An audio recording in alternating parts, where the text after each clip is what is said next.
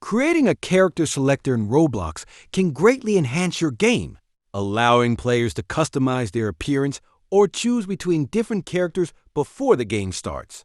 Whether you're working on a role-playing game or want to add more variety to your players, a character selector is a fun feature to implement. It can also help set up personalized avatars or give players the ability to choose from different skins.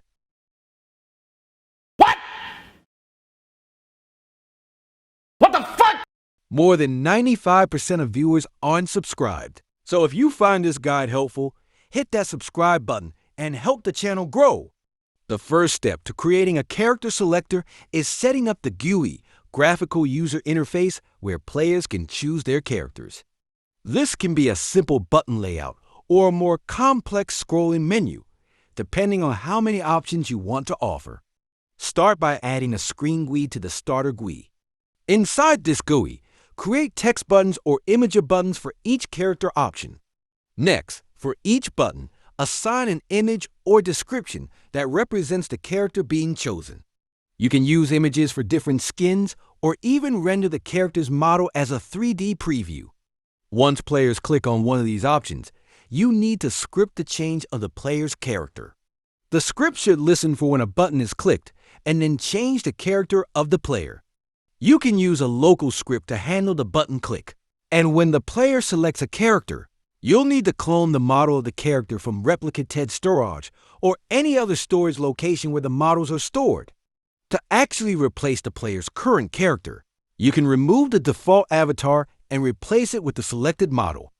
You'll need to ensure that all necessary parts, such as body parts, accessories, and clothing, are properly cloned and placed into the player's character.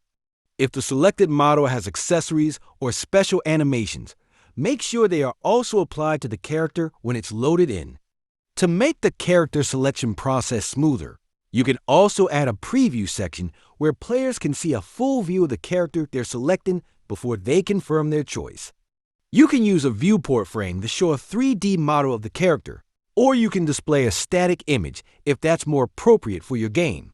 Once the character is selected, trigger a transition to the main game or area where players can start.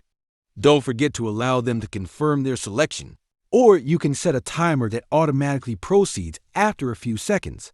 Finally, make sure to test the character selector thoroughly. Ensure that the models load correctly and that the game doesn't experience any glitches when players switch characters. It's also important to consider what will happen if the player disconnects or if they need to change their character after the game has started.